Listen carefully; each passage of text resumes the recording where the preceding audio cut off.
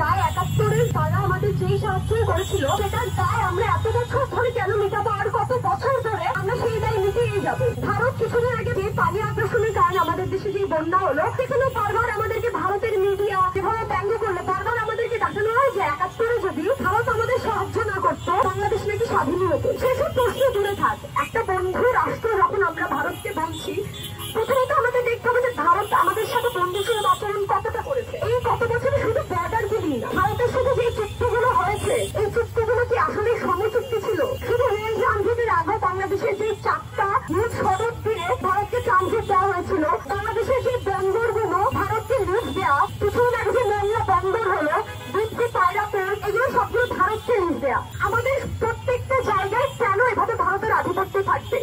বাংলাদেশের ক্ষমতার মসজিদে কে বসবে? এটাতে কেন ভারতের সরকারের কোনো কথা বলার জায়গা থাকবে?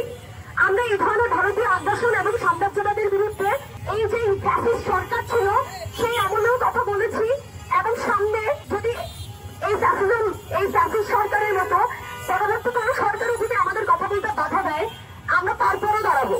ভারতীয় আগ্রাসন বাংলাদেশের জনমানুষের উপরে এই পরবর্তী বছরগুলোতে যাতে কখনোই না থাকে, এটা দ্রুততম সমাধান আমি অন্তর্বর্তীকালীন সরকারের কাছে চাই। আমরা সত্য একটা পররাষ্ট্রনীতি চাই, যেটার মাধ্যমে বাংলাদেশের সরকার ভারতীয় হাই কমিশনকে একটা চিঠি দেবে, বরং আন্তর্জাতিক আদালতে একটা মামলা করবে যে কেন 2016 থেকে 2018 সাল পর্যন্ত বাংলাদেশে যে 1400 শুধু 2000 সাল থেকে 2018 সাল পর্যন্ত বাংলাদেশে 1400 চেয়ে বেশি বর্ডার কিলিং হয়েছে, 1100 চেয়ে বেশি মানুষ অ্যাটাক হয়েছে, অর্থাৎ তাদেরকে গুম করা হয়েছে বর্ডার এরিয়া থেকে। বাংলাদেশের বিএসএফের উপরেও গুলি চালিয়েছে, কিন্তু এই পর্যন্ত একটা মামলার আমরা কোনো ধরনের মামলা দূরে থাক, নিষ্পত্তি দূরে থাক, আমরা কোনো একটা মামলা হবে শুধুমাত্র একটা চিঠি দিয়ে আপনারা ভারতকে জানাতে পারবেন না।